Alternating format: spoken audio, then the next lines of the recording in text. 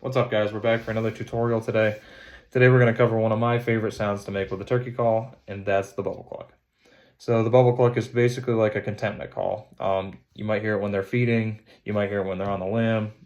You might not even hear it because it's such a subtle call that you probably don't realize that turkeys are doing, but they're definitely doing it, I can promise you that. So in my opinion, if you can add this to your arsenal, it might add that little bit of realism that you may or may not have had beforehand, and it could make the difference in a hunt or two. So if you're asking me if you can add realism, why wouldn't you? So the bubble cluck is it's basically like derived from the key. So it's a higher pitch, and the word that you're looking for on the bubble cluck is whip.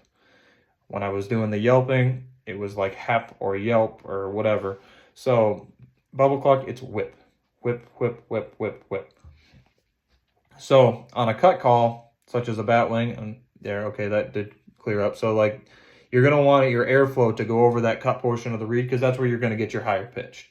Rafts, like on this one, a batwing is going to be down the middle. Your higher pitch is going to be off to the sides.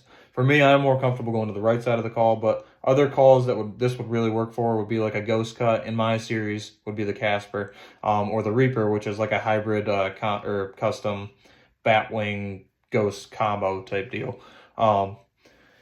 Those would be good ones out of any batwing out of my lineup. And that one, obviously, sorry, that was a little bit messy there.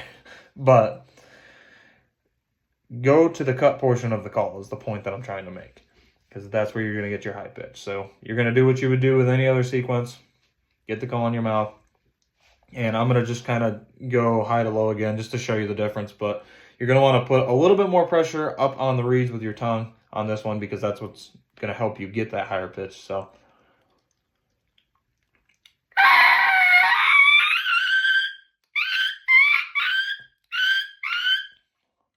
obviously you can hear that low to high.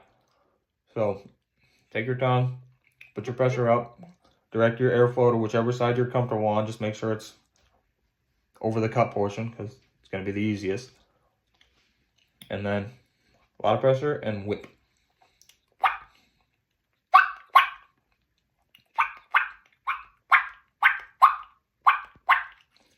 I think you can pretty clearly see whip is what I'm saying.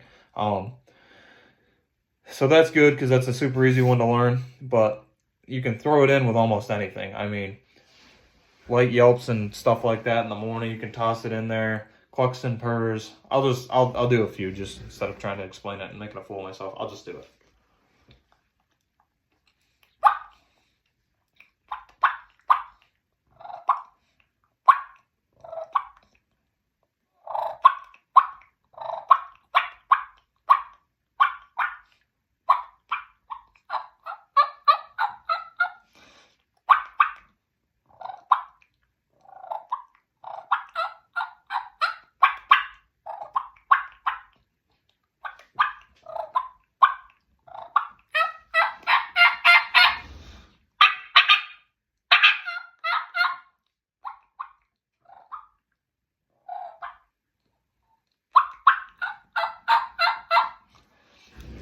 All right, and that's enough of you guys listening to me.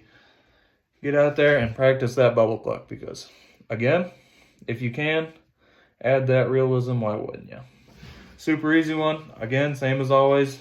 If my explanation wasn't good enough, feel free to reach out, and I'll get you straightened out. If you're looking to pick up some calls, head over to the website, www.findawayoutdoors.shop, and my contact info's on there. Feel free to contact me if you have any questions. So thanks for watching today, guys. Let me know what you want to see next.